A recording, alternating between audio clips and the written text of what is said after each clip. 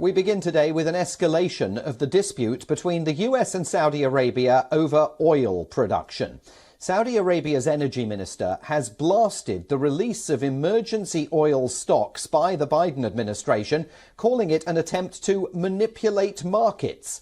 The Saudis also called themselves the mature side in the standoff, comments that fuel a war of words between the White House and Riyadh after a decision earlier this month by the Saudi-dominated OPEC Plus group of oil producers to curb production. They're cutting it by 2 million barrels a day starting in November, precisely the opposite move that the White House wanted to see.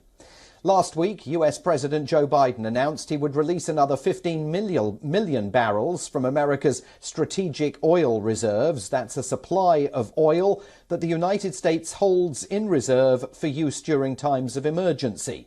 The White House was infuriated by the OPEC Plus decision and accused the Saudis of aligning themselves with Russia in the war on Ukraine.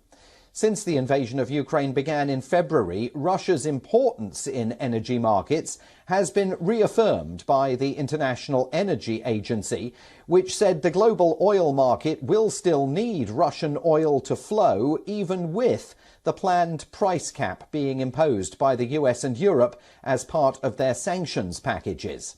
The G7 nations supported the price cap as a mechanism that would allow Russian oil to continue flowing, but at lower than market prices. But China and India have not signed on to the idea, raising questions about its ultimate efficacy. With China and India large purchasers of Russian crude, Moscow could evade the price cap by shipping most of its oil to countries that do not enforce the sanctions. With the approaching winter, demand for energy is, of course, expected to increase in the Northern Hemisphere, and President Biden has his own anxieties about the price of petrol at America's pumps ahead of midterm elections in just 2 weeks' time. For more on all of this, I'm joined from Riyadh today by Colonel David Desroches. He's a professor at the Near East South Asia Center for Strategic Studies at the National Defense University. Colonel Desroches, thank you very much indeed for being with us today. I mean, the Saudis are accusing the United States of trying to manipulate the markets. The Americans, of course, would argue that it's OPEC Plus that is manipulating the markets. This seems to be, at the very least, a total rhetorical standoff between Washington and Riyadh now. Well, I would say it's a standoff. It's an opportunity. I don't see, quite frankly, why the Saudi oil minister chose to intervene at this time.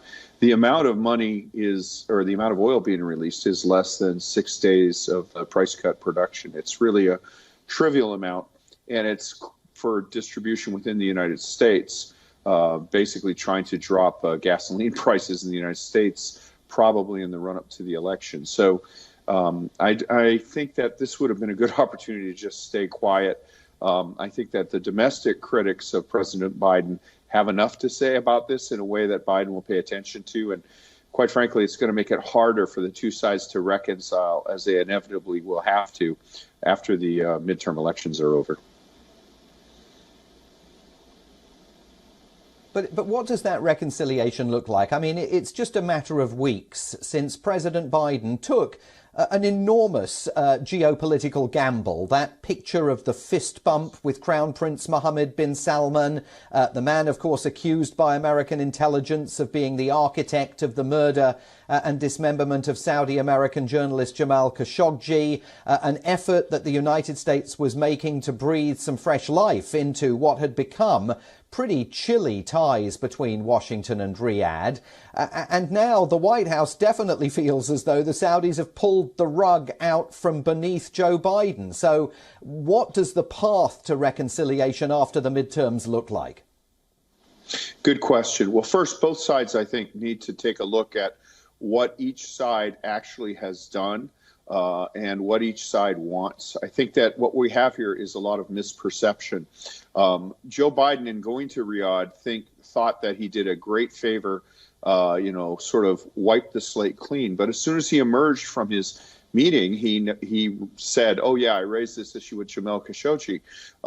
From the Saudi perspective, I think they said, "Okay, any benefit this trip has just been negated." So Joe Biden irritated his base, made it what I thought was a bold geopolitical move. But then in the Saudi eyes, that didn't count for anything because of his remarks immediately after it. By the same token, the Saudis, who seem to want to keep gasoline prices in the United States high in order to inflict political pain on President Biden in the midterm elections, have miscalculated that all of America, or almost all of America, is behind the effort to resist Putin's colonial war in the Ukraine, and that high energy prices are seen as Putin's number one weapon.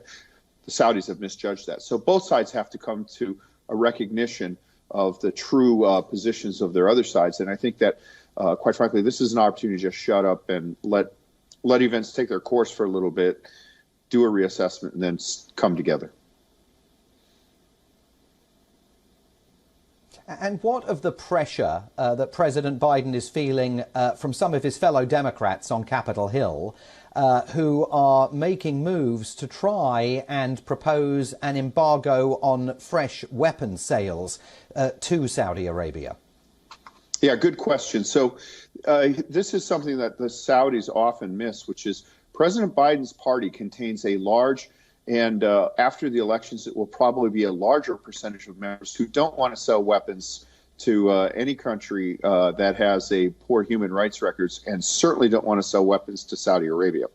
To be fair, there's already been numerous examinations of the weapons, and even, Senator Menendez, for example, said unless these weapons are needed. So the weapons that are actually being sold, like Patriot anti-missile defenses, those will continue to go on under most proposals. But just speaking these words, putting this on the table, it makes the Saudis nervous, and it makes them wonder if, perhaps they should diversify their sources of supply.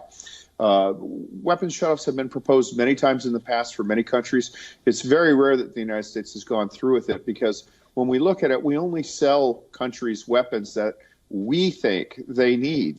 Countries don't get everything they ask for. And I know this is unusual. People don't see it, but generally countries ask for more weapons than the United States is willing to sell. It's not the other way around. So again, this is something that perhaps once the heat of the election is over, if people don't say anything that will be too hard to take back, we can have an honest assessment of our goals and our relationship, which the relationship is more than oil. Fascinating days in the relationship between Washington and Riyadh. Yeah. Colonel David Desroches of the Near East South Asia Center for Strategic Studies at National Defense University. Thanks very much indeed for joining us from Riyadh. I hope we'll see you again. You shall. Thank you.